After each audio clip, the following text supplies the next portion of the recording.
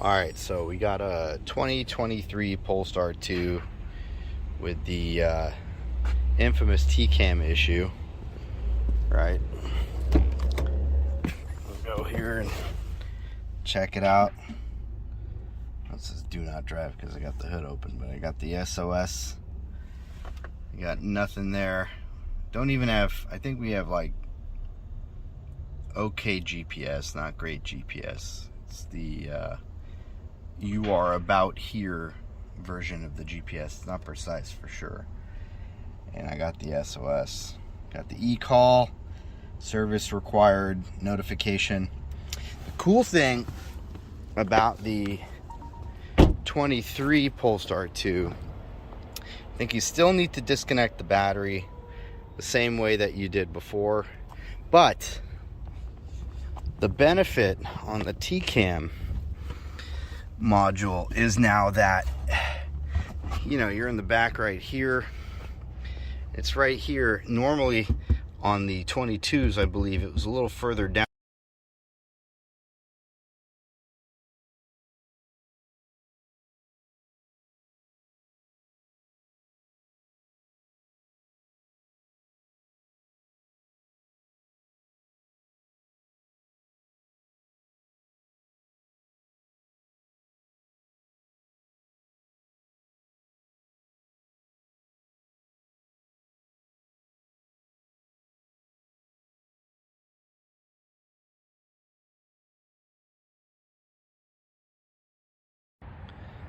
All right, so now we're going to take out the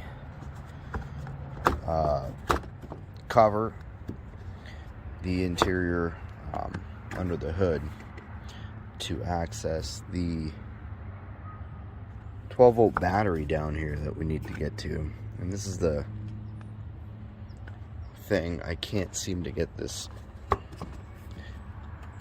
off. It seems like there's still something underneath that needs to be pried away. And I don't want to snap anything because I just got this car. I'm trying to figure out what else needs to be pulled away. Okay, so I got the panel off. It looks like the clips are a little bit different. I don't know if they're a newer design or whatnot, but they were pretty difficult to take off. Definitely took two hands. What I would recommend is two hands and going close to the point of where the clip is clipped in so you don't break it, and just kind of slide underneath it with your hand and pop it off. The first one is the most difficult one because you got this guy to contend with. That goes in right there. Putting it back on shouldn't be too difficult. Just gotta line everything up. So here's the battery. There's the negative terminal. It's in a little bit different of a position than it is on the 22s. Seems like they've definitely rearranged things down here. I'm gonna go ahead and disconnect that guy and we'll continue. Alright, so I got that guy off right there. 10mm socket. Nothing crazy. Took a couple of seconds, and we're gonna go back to the TCAM module here. I was able to get the battery free. That's half the battle here. It seems they made it better, but there is a zip tie mounted to the frame of the car. This thing is really rigid, by the way. I mean, I'm struggling. If you could see it, right. Where's my camera?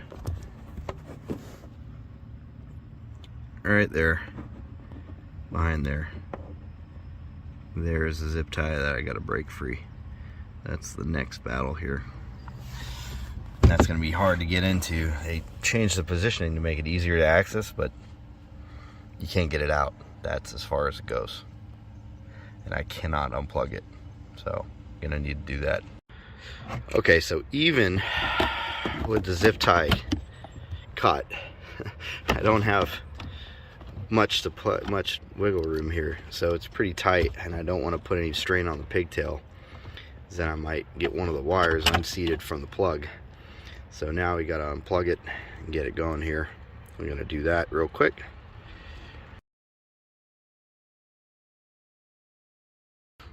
Alright, I was able to get it unplugged, and if you can see right there, it's kind of hard to see, but there's a little plastic tab that you need to push in toward the orange wire.